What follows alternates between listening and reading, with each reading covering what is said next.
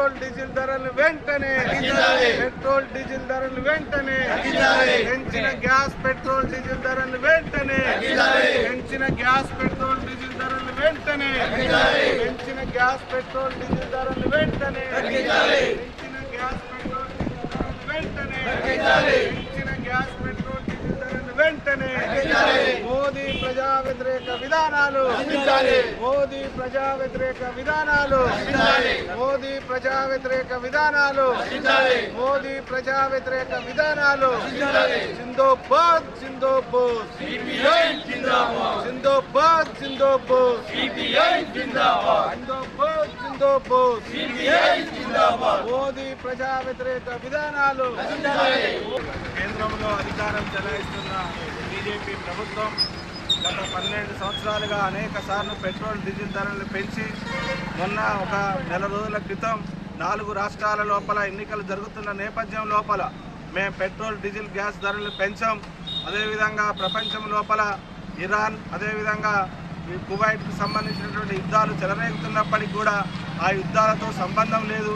యుద్ధాలు జరుగుతూ ఉన్నప్పటికీ కూడా దేశ ప్రజల మీద ఎలాంటి భారం మోపమని ప్రగల్భాలు పలికి 4 రాష్ట్రాల లోపల ఎన్నికల లోపల లబ్ధి పొందాలనేటువంటి కుయుక్తులతో దేశ ప్రజలను వంచి ఎన్నికలు అయిపోయి 2 వారాలు పూర్తి కాకముందే ఈ దేశ ప్రజల మీద పెట్రోల్ డీజిల్ మీద లీటర్కు 3 రూపాయల చొప్పున అదేవిధంగా కమర్షియల్ గ్యాస్ మీద అదేవిధంగా గృహ అవసరాల గ్యాస్ మీద కూడా పెను భారం మోపి పేద మధ్యతరగతి వర్గ ప్రజలకు ఒక అసరిపాతంలాగా చేసినటువంటి నరేంద్ర మోదీ ప్రభుత్వం ప్రజలను వంచింది.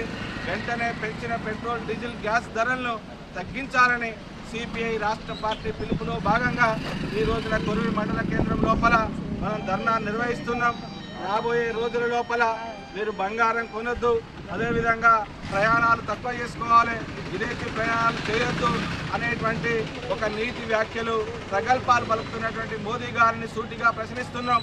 మీ 12 సంవత్సరాల పాలనా వైఫల్యాలను కప్పిపుచ్చుకోవడం కోసం ఈ 12 సంవత్సరాల లోపల ప్రపంచం లోపలనే 4వ అతిపెద్ద ఆర్థిక వ్యవస్థ అని ప్రగల్భాలు పలికి ఆర్థికంగా ఈ దేశం శరవేగంగా ముందుకు పోతుందని ఈ రోజున ఈ దేశం ఆర్థిక సంక్షోభం లోపల కొట్టుమిట్టాడుతుంది. కాబట్టి ప్రపంచవ్యాప్తంగా సంక్షోభం వస్తుంది. కాబట్టి మనం కూడా ఇలాంటివి పాటించాలనేటువంటి హితబోధలు చేయడం అనేది ఆయన పాలనా వైఫల్యానికి నిదర్శనం. చేసేటువంటి విధానాలకు స్వస్తి పలకాలని అదేవిధంగా పేద మధ్యతరగతి ప్రజలు వారిపైన భారాన్ని వెంటనే తగ్గించాలని సిపిఐ పార్టీ డిమాండ్ చేస్తుంది.